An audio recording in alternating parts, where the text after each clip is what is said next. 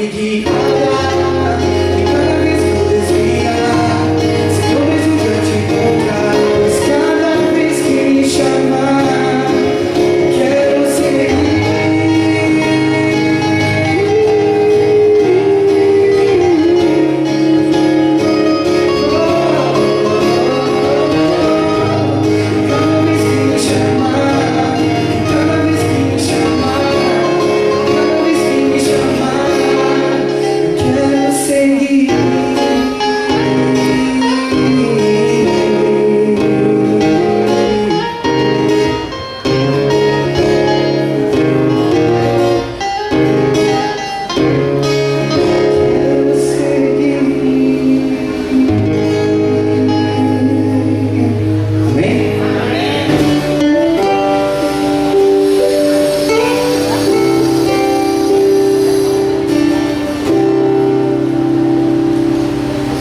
Existem certas situações difíceis de suportar. Olhamos pro lado e não, ninguém pode ajudar. Tudo parece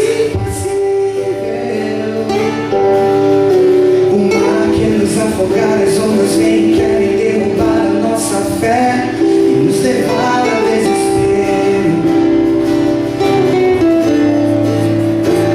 Desespero.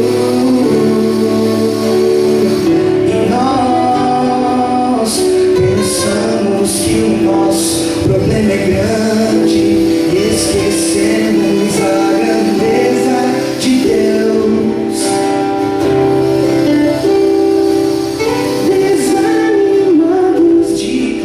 Pensamos que Ele não ouviu.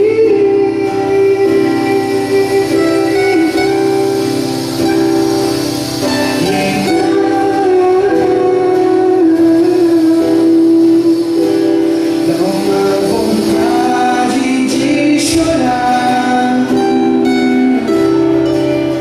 Eu sei.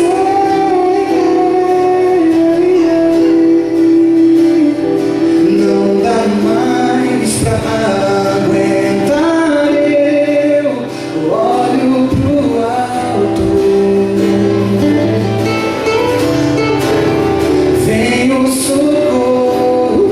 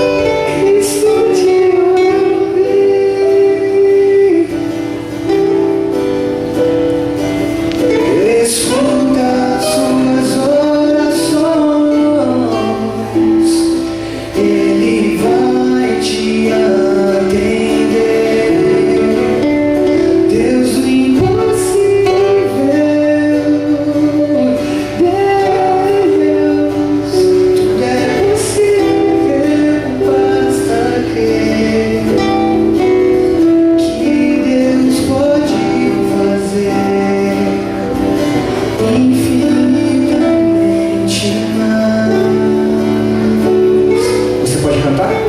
Assim, ó. Meu Deus pode fazer o quê? Infinitamente mais. Coloca a mão no seu coração. Hoje é noite de pedir. Meu Deus pode fazer o quê?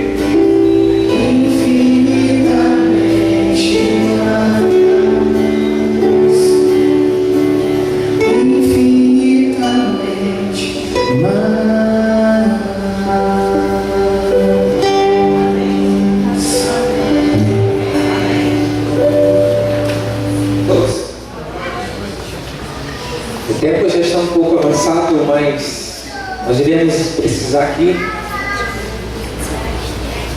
de pelo menos 20 minutinhos para juntos estudarmos a palavra de Deus.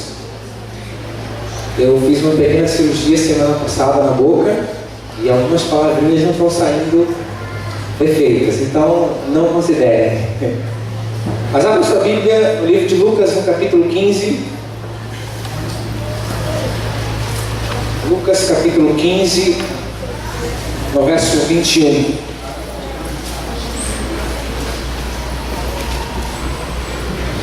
Amém? Feche seus olhos neste momento. Pai querido que está no céu, neste momento nós queremos pedir a Tua bênção sobre este momento, queremos estudar a Tua palavra. Pai querido, este é um momento que o nosso Pai Celestial será homenageado através da Tua palavra. Que o mesmo possa falar ao nosso coração através da mesma. É o que nós choramos em nome do Teu Filho amado Jesus. Amém. Queridos, essa história do pai é um pouco complicada. Nos vídeos nós percebemos, principalmente da parte dos homens, dos rapazes, uma certa timidez em falar da figura paterna, um certo receio, e a gente fica imaginando de como realmente é o relacionamento entre pai e filho. A concepção de pai que nós temos é uma concepção judaica, e é uma concepção assim, um pouco rústica, e nós temos isso na nossa cultura até o dia de hoje. Aqui em Lucas, no capítulo 15, no verso 21, vem falando de um pai. Diz assim: e o filho lhe disse: Pai, pequei contra o céu e diante de ti, já não sou digno de ser chamado teu filho. Irmãos, é interessante notar que a palavra pai, se referindo a Deus Pai, no Antigo Testamento não existe nenhum registro em que Deus é chamado de Pai. A palavra Pai, ela é usada para Deus apenas no Novo Testamento. No Antigo Testamento nós não temos essa definição de Deus. No Antigo Testamento existe mais de 80 nomes que se é dado para Deus, mas nenhum deles, não existe nenhuma referência quando se diz, no caso, de um Deus Pai. E é interessante notar, irmãos, que muitas das vezes nós pensamos no Deus Pai. Eu fiquei imaginando o seguinte: a concepção que nós temos de Deus Pai. Nós imaginamos o Espírito Santo como um consolador, como um amigo, como nosso professor, como nosso guia. Nós imaginamos Jesus como aquele que fez todo o sacrifício por nós, entregou sua vida, deu a si mesmo por nós. Mas quando a gente fala de Deus Pai, parece que muda alguma coisa. Parece que tem alguma coisa diferente que a gente fica assim meio que receoso. E muitas das vezes a gente pinta um Deus Pai, um velhinho, de barbas brancas, longas, com um cajado na mão, pronto ali para dar o castigo quando você vacilar. Infelizmente essa é a concepção que nós temos de Deus Pai. Nós pensamos algo a respeito de Jesus, pensamos algo a respeito do Espírito Santo, mas muitas das vezes essa é a ideia que nós fazemos do Deus Pai. A parábola do filho pródigo, aquele rapaz, depois de ter gastado tudo que tinha, tudo que tinha recebido de herança do seu pai, ele agora ensaia uma apresentação. Porque o rapaz aqui, dessa história que Jesus contou, é claro que é uma parábola, mas dentro da cultura da época, a gente percebe o que aquele rapaz pensava a respeito do seu pai. Ele conhecia o pai dele, ele falou o seguinte: bom, ele não vai me receber como filho. Eu fiz tudo isso, como é que ele vai me receber como filho agora? Mas quando a Bíblia diz que ele chega diante do pai e confessa o seu pecado, no verso 22, o pai, porém, disse aos seus servos: trazei depressa a melhor roupa, vestiu e pondo-lhe um anel no dedo e sandália nos pés. Trazei também e matai o novilho cevado, comamos e regozijemos, porque este meu filho estava morto e reviveu, estava perdido e foi achado, e começaram a se alegrar. Interessante notar, irmãos, que o filho aqui, ele já se considerava perdido. O filho já não se considerava mais filho, mas o pai ainda considerava o filho. E muitas das vezes nós estamos longe de Deus, mas Deus nunca está longe de nós. E aqui nessa história, todos nós sabemos que o pai dessa parábola é Deus, e que o filho pode ser qualquer um de nós. Mas é interessante, irmãos, que a palavra pai no Novo Testamento, ela é usada pela primeira vez por Jesus. Um dia os discípulos perguntaram para Jesus qual a forma correta de orar. E lá em Mateus, no capítulo 6, no verso 9, diante de uma igreja que muitas das vezes orava de forma errada, Jesus agora chega naquela religião e Jesus começa agora a mudar o conceito que eles tinham a respeito do Pai, a respeito de Deus.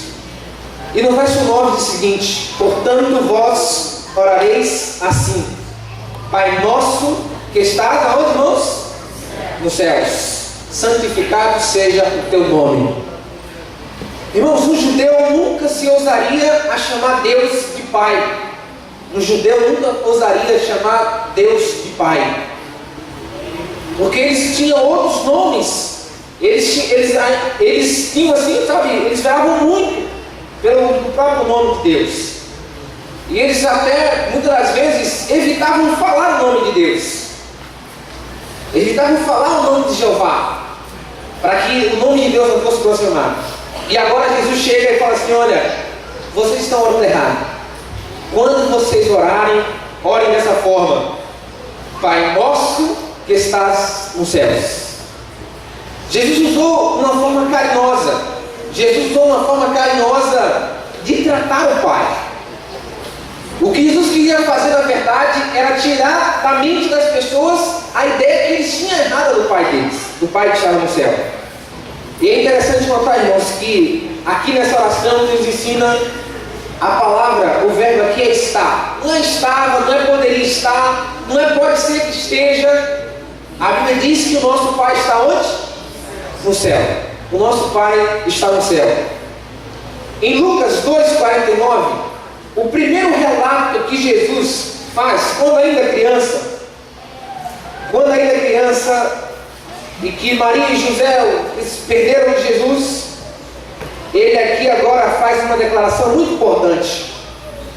No verso 48 de Lucas capítulo 2 diz assim: olha, logo que seus pais o viram, ficaram maravilhados, e sua mãe lhe disse: filho, por que fizeste assim conosco?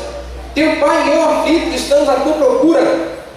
Ele respondeu: por que me procuráveis? Não sabeis que me cumpria estar na casa de meu pai? Jesus usou essa palavra Pai mais de 200 vezes no Novo Testamento.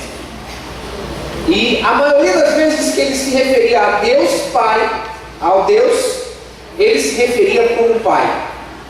A primeira afirmação pública de Jesus foi: eu estou na casa de meu Pai. E a última frase de Jesus também foi uma referência ao Pai. Está em Lucas capítulo 23, no verso 46. Ali no momento da crucificação, no verso 46, Jesus, ele encerra dizendo o seguinte: então Jesus clamou em alta voz: Pai, nas tuas mãos entrego o meu espírito. e dito isto, expirou. A primeira palavra que Jesus usou para se referir a Deus publicamente foi a palavra Pai. A última palavra também ele se referiu a Deus como um Pai. Irmãos, isso tem muito especial para mim e para você. Porque nós dizemos por aí que nós somos filhos de Deus, correto? Mas como é que nós somos filhos de Deus? Abra sua Bíblia em Romanos capítulo 8, no verso 15. Romanos capítulo 8, no verso 15, diz o seguinte: porque não recebestes o espírito de escravidão para viverdes outra vez atemorizados, mas recebestes o espírito de adoção de filhos, baseados no qual clamamos, Abba, o que, irmãos? Pai. Abba, Pai. O próprio Espírito testifica como o nosso Espírito que somos filhos de quem? De Deus. Ora, se somos filhos, somos também herdeiros. Herdeiros de Deus e co-herdeiros com Cristo. Se com Ele sofremos, também com Ele seremos glorificados. A palavra de Deus deixa bem claro que nós somos filhos de Deus. Mas existem duas maneiras de ter um filho. Quais são as duas, irmãos? Ou você é pai biológico, ou você é pai o quê? Que adotou. E é interessante notar que a Bíblia diz que nós somos filhos de Deus de que forma? Biológicos ou adotados? Adotados. A Bíblia diz que nós somos filhos adotados. E sabe, a primeira vez que eu conheci Deus, nós somos filhos adotados, adoção, essa palavra soa estranha aos seus ouvidos. A Bíblia diz, essa palavra adoção soa como se a gente fosse um filho bastardo, soa como se nós fôssemos um filho qualquer. Mas sabe, eu fui procurar entender o significado de adoção. E eu cheguei à seguinte conclusão: a maioria de nós que estamos aqui, nós não fomos planejados, correto? Um belo dia, minha mãe ficou meio ali, teve um mal-estar, e ela falou: meu bem, o que está acontecendo? Ela foi no médico e descobriu que estava o quê, irmãos? Grávida. Ela não me planejou. Mas eu vim, cheguei, a família se ajustou, e a família agora tem o quê? Um filho. O filho biológico não se planeja, o filho biológico chega, simplesmente, né? Faz um bonitão e sabe o que eu estou falando. Então, muitas das vezes, a gente olha essa palavra adoção como algo pejorativo. Mas se você for fazer uma análise profunda, você vai perceber que a adoção é um processo muito especial. Porque um filho adotado, ele é um filho planejado. Um filho adotado, ele é um filho que ele é esperado. Sabe, a família talvez não tenha condições, o casal não tenha condições de ter aquela criança, e eles começam a imaginar aquela criança, começam a pensar em como eles podem ter uma criança dentro de casa, eles começam a planejar. Eles planejam o que essa criança vai comer, eles planejam o que essa criança vai vestir, eles planejam o que essa criança vai estudar no futuro. Quando se trata de uma adoção, tudo isso é o que, irmãos? Planejar. Em outras palavras, um filho adotado, ele é muito mais bem recebido em casa do que um filho biológico. E só quem passa por esse processo da adoção, ou quem adota, é capaz de falar com mais clareza do que eu estou afirmando. Nós vimos aqui, há poucos instantes, um testemunho. Mas sabe, irmãos, talvez só quem realmente passou por esse processo pode entender o que Deus fez por mim e por você. A Bíblia se refere a Deus como nosso Pai. Nós somos filhos. Somos filhos adotados, sim. Mas a adoção tem um preço. Vocês não conseguem simplesmente chegar e falar assim: eu quero adotar uma criança, e você vai lá e adota uma criança e traz lá para casa, seu brinquedinho. Não é assim o processo. São longas filas que são enfrentadas. São entrevistas e mais entrevistas para ver se você tem condições psicológicas de criar essa criança, para ver se você tem condições financeiras de sustentar essa criança. A adoção tem um preço. E o preço da nossa adoção foi a morte de Cristo Jesus no Calvário. Foi o preço que Deus o Pai pagou por mim e por você. E quando eu fico imaginando a forma como Deus é tratado, Jesus agora, ele começa a dizer o seguinte: Quando vocês orarem, orem o seguinte: o Pai que está no céu. O que Jesus sabe quer dizer o seguinte: olha, o Deus Pai não é um Deus distante, não é um Deus que está longe de nós, é um Deus que nos ama também, é um Deus que se preocupa também com vocês. E em Efésios capítulo 3, no verso 5 e no verso 6, diz assim: o qual em outras gerações não foi dado a conhecer aos filhos dos homens, como agora foi revelado aos seus santos apóstolos e profetas no Espírito, a saber que os gentios são co-herdeiros, membros do mesmo corpo e co-participantes da promessa de Cristo Jesus por meio do Evangelho. E em Gálatas capítulo 4, no verso 5 e 6, o apóstolo Paulo continua: para resgatar os que estavam sob a lei, a fim de que recebêssemos a adoção de filhos. E porque vós sois filhos, enviou Deus ao nosso coração o Espírito do seu Filho, que clama: Abba, Pai. Sabe o que Jesus queria dizer quando se referia ao Pai? E um dia Filipe perguntou: Jesus, mostra-nos o Pai. E Jesus ficou muito zangado. E o que Jesus respondeu para Filipe? Quem vê a mim, vê também o quê? O Pai. Muitas das vezes, queridos, porque nós estamos frustrados com nossos pais terrenos, nós fazemos uma ideia errada do nosso Pai Celestial. Mas Ele nos ama da mesma forma como o Filho nos ama. Ele está a nos consolar da mesma forma que o Espírito Santo nos consola. Mas o que diferença faz o nome? Por que nós temos que tratá-lo como Pai?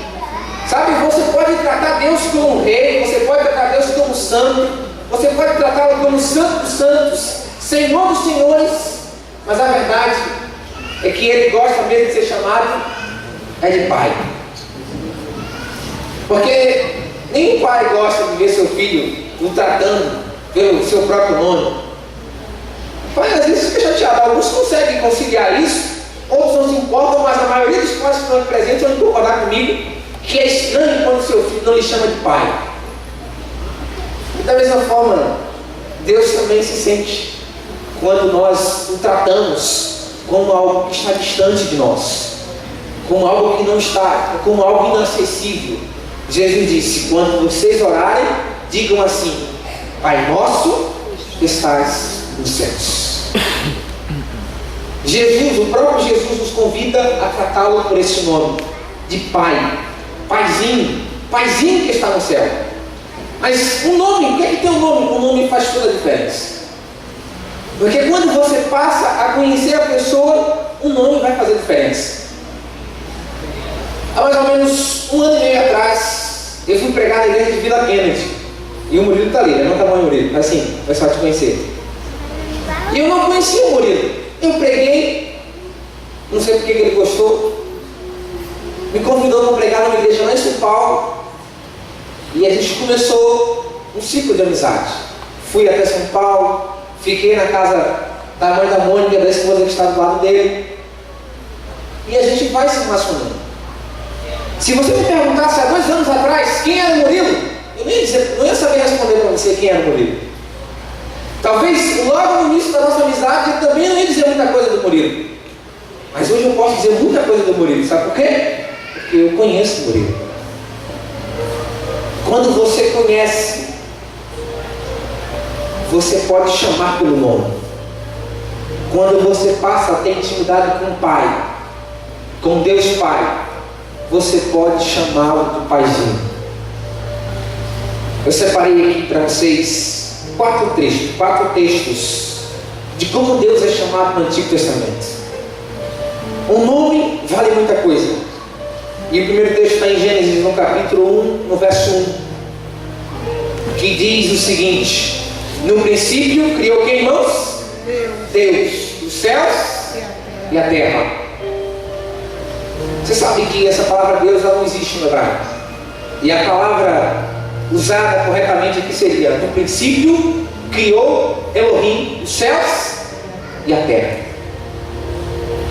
No princípio, Deus Criador, Deus do controle, Deus que é capaz de recriar, Deus que é capaz de refazer, um Deus que é capaz de pegar tudo que está no caos e transformar algo maravilhoso em algo muito bom. De no final, até ele mesmo vai falar assim: é muito bom o que eu fiz. Essa era a concepção que Moisés teve quando começou a escrever a Bíblia. Deus Elohim, Deus Criador, Deus que é capaz de fazer tudo do nada. E esse Deus, Ele é seu Pai. Amém? A outra palavra que é comumente usada está em Gênesis, no capítulo 48, no verso 15. Em Gênesis 48, no verso 15, é o final da vida de um homem que andou muito errado, de um homem que fez coisas feias, mas no final de sua vida, ele falou a respeito de Deus. Gênesis 48, 15, o seguinte: e abençoou a José, dizendo: o Deus, e a palavra hebraica aqui para Deus é Jeová Ra.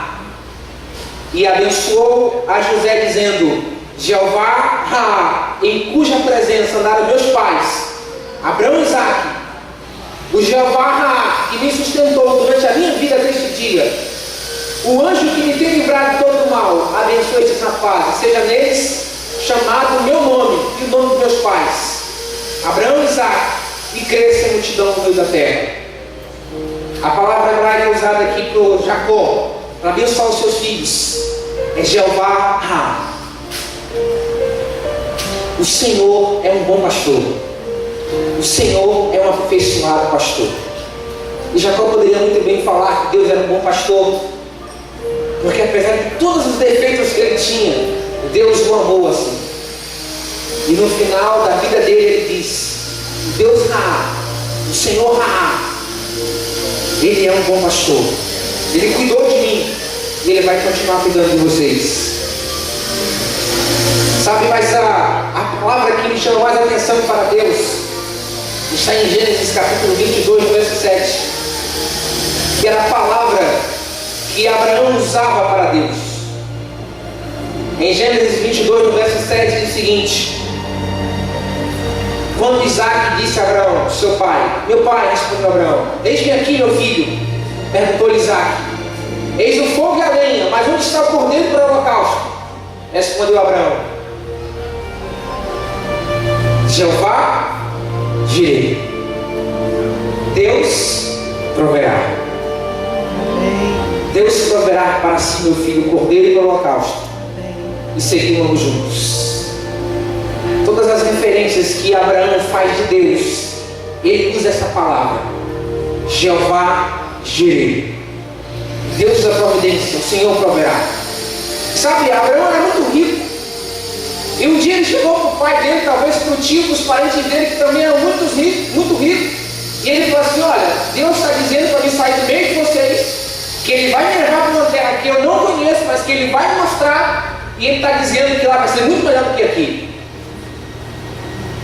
Talvez o pai de Abraão deve ter olhado para ele e falado assim: Abraão, você está doido? Você tem tudo aqui, você tem tudo que você precisa aqui, você já é muito rico. O que é que você vai procurar numa terra distante que você não conhece? Você está dizendo que vai ser melhor do que aqui.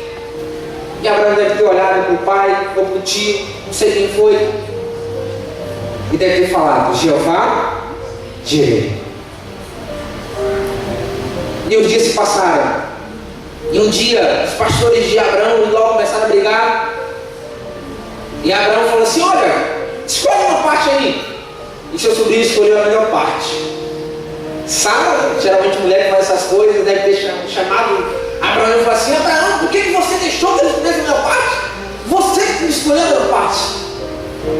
E Abraão deve ter olhado para Sara e falado: Jeová Jireh. E o tempo se passou. E agora Abraão, velho de idade, sexualmente falando, um homem que não tinha mais condição de ter um filho, e Deus chama ele e faz uma promessa que ele seria pai de uma grande nação, e ele chega todo empolgado e fala para Sara: Sara, nós vamos ter um filho. A Bíblia diz que Sara riu: como é que nós vamos ter um filho, Abraão? E ele com certeza deve ter olhado para Sara e falado: Jeová Jireh. E o tempo se passou, e Deus agora pede aqueles filhos para Abraão. E Abraão mais uma vez não hesita. Quando o próprio Isaac pergunta: meu pai, aqui o fogo está além, mas onde é que está o sacrifício? E Abraão olha para Isaac e fala assim: Jeová Jireh, o nosso Deus é o Deus da providência. Amém. O nosso Pai é o Pai da providência. Amém. O nosso Deus é Jeová Jireh. Eu não sei como é que está a sua vida hoje. Eu não sei se Deus está te pedindo um filho. Jeová Jireh. Eu não sei se Ele fez uma promessa para você que aos seus olhos é impossível. Mas Jeová Jireh. Eu não sei se Ele está te pedindo para você fazer algo absurdo. Mas o seu Pai é Jeová Jireh. Mas sabe, queridos, outro que eu gosto muito está lá em Juízes, no capítulo 6, no verso 24.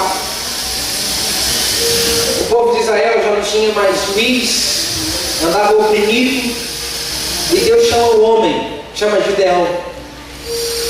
Gideão é um covarde. E Deus chama Gideão e fala assim: Gideão, você vai liderar esse povo, e eu vou libertar o meu povo.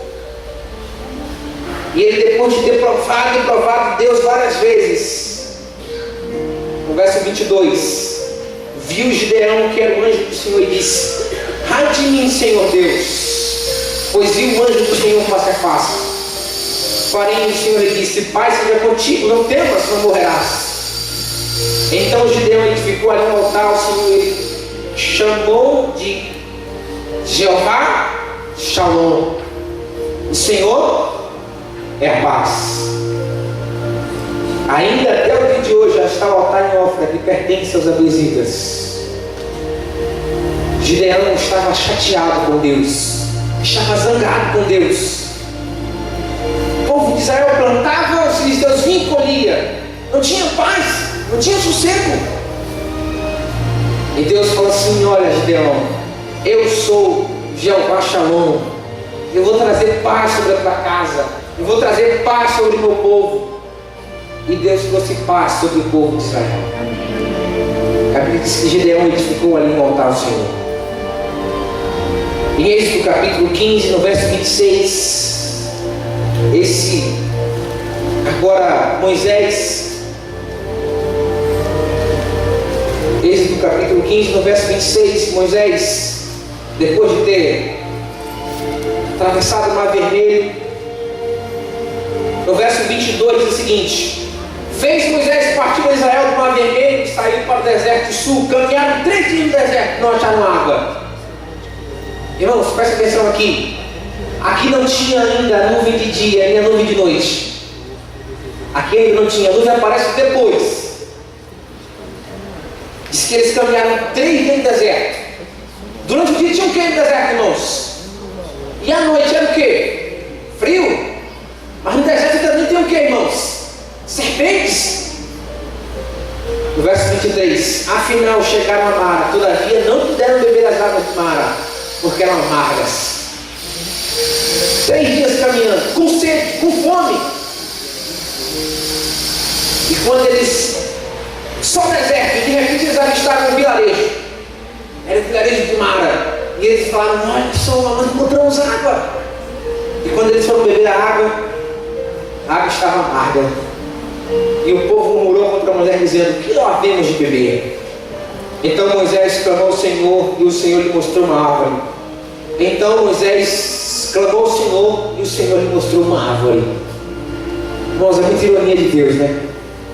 3 dias o povo caminhando com sede, e Moisés clama a Deus por água, e Deus mostra uma árvore para Moisés. E Moisés deve ter pensado o seguinte: eu não sei o que é para fazer nessa árvore, mas eu vou fazer isso aqui. Então Moisés clamou ao Senhor, e o Senhor lhe mostrou uma árvore, lançou a Moisés nas águas, e as águas se tornaram doces. Deu-lhe ali estatutos e uma ordenação, e ali os provou. Agora não é Moisés que dá o nome para Deus, é o próprio Deus que se intitula aqui nesse verso. E ele fala o seguinte: e disse: se ouvires atento a voz do Senhor teu Deus, e fizeres o que é reto diante dos teus olhos, e deres ouvido aos teus mandamentos, e guardares todos os estatutos, nenhuma enfermidade virá sobre ti das que enviei sobre os egípcios, pois eu sou Jeová Rafá, o Senhor que te sara. Amém? Isso era uma promessa que Deus estava fazendo para Moisés. Moisés preocupado, angustiado. Meu Deus, como é que vai ser 1,5 milhão de pessoas? Esse povo vai pegar uma doença aqui no meio e vai matar todo mundo, Senhor. E Deus olhou para Moisés e falou assim: Moisés, confia em mim, porque eu sou Jeová Rafá, o Deus que te sara, o Deus que te cura. E o último está em Êxodo, no capítulo 17, no verso 8, que diz assim: então Amaleque veio e pelejou contra Israel em Refidim. E a Bíblia diz que Amaleque, que esse povo começou a lutar contra o povo de Israel. E quando Moisés estava com a mão para cima, o povo vencia. Quando Moisés abaixava a mão, o povo perdia. No verso 13 diz o seguinte: e Josué desbaratou Amaleque ao seu povo a fio de espada. E mais uma vez Deus fala com Moisés: escreve isto para a memória no livro, repete-o a Josué, porque eu hei de riscar totalmente a memória de Amaleque de debaixo do céu. E Moisés edificou um altar e lhe chamou Jeová Nissi, o Senhor é a minha bandeira. Amém? E disse: porquanto o Senhor jurou, haverá guerra para o Senhor contra Amaleque de geração em geração. A gente poderia passar aqui a semana inteira sem parar falando dos nomes de Deus e do que Ele pode fazer por mim e por você. Deus, Ele é nosso Pai, mas muitas das vezes nós somos o filho da parábola do filho pródigo. Nós não aceitamos mais Deus como um Pai, queremos ser tratados como empregados, queremos ser tratados como servos. Mas Jesus deixou claramente na sua palavra que você pode tratar o Deus com qualquer nome bonito e especial que você queira, mas Deus quer que você trate Ele como seu Pai, porque nós somos filhos adotados. Mas como eu disse anteriormente, filho adotado é filho planejado, e Deus planejou te adotar desde a fundação do mundo. Aleluia! Ele te amou primeiro. Eu não sei do que você está precisando nessa parte. Talvez você precise do Jeová Shalom, para que Ele traga paz para a tua vida. Talvez você precise que Ele seja o Jeová Nissi, Ele é a sua bandeira. Talvez você precise que Ele seja o Jeová Ra, o Senhor bom pastor. Talvez você precise que Ele seja o Elohim, o Deus Criador, o Deus que é capaz de refazer a tua vida emocional, o teu casamento, a tua vida profissional, a tua vida financeira. Ele é o Deus Elohim. Ele cria, descria, recria. Você precisa apenas aceitá-lo como um Pai. Mas se você não gravou nada do que foi falado aqui, eu queria que você gravasse que não importa qual seja a sua situação, o nosso Pai é Jeová Jireh, o Deus da providência. Amém. E Ele vai entrar com providência na sua vida. Amém. Eu creio. Fui pregar hoje na igreja de Tijuquinha. Estava com um sermão pronto, mas o meu coração precisava de outro sermão. O meu coração precisava ouvir um sermão que tocasse no meu coração. Eu falei: Senhor, eu não vou pregar esse sermão. E Deus colocou esse sermão no meu coração pela manhã. E esse sermão estava sendo preparado. E o Jonas no caminho ligou para mim: você precisa pregar um sermão sobre o Pai. Eu falei: pode deixar. Deus quer te tratar como um filho. quero fazer um apelo nessa tarde. Os meninos vão cantar, já podem se preparar. E enquanto os meninos cantam, eu quero fazer um apelo para os pais. A ideia que os filhos têm de Deus é a ideia que vocês passam para eles. Eu queria nessa tarde apelar o coração de vocês, para que vocês fossem pais como Deus é. Um pai como Deus é.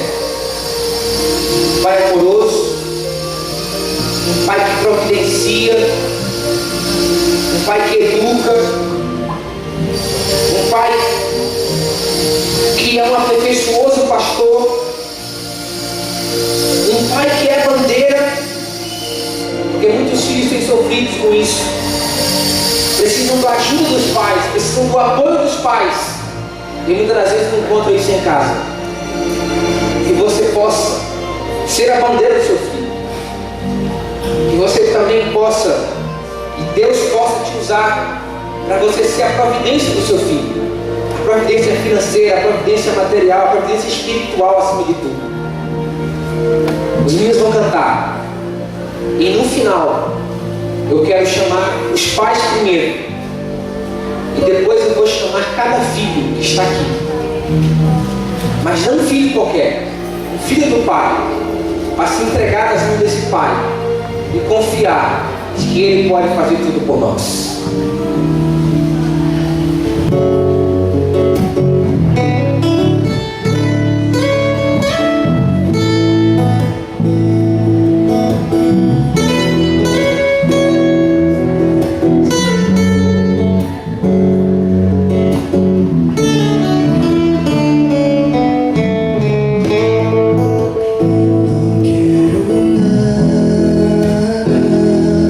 Senhor.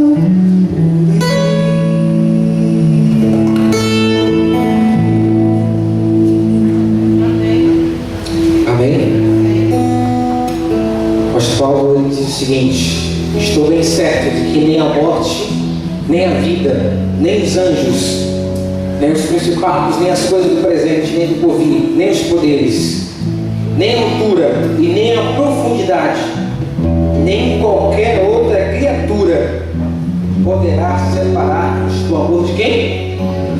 De Deus o Pai, que está em Cristo Jesus, o nosso Senhor. Eu quero convidar você nesse momento que é filho e que é pai, a entregar suas vidas nas mãos desse Deus que é pai, um pai diferente, um pai que nunca falha, um pai que sempre vai entrar com providência na nossa vida. Vamos ficar de pé e falarmos com o nosso Deus.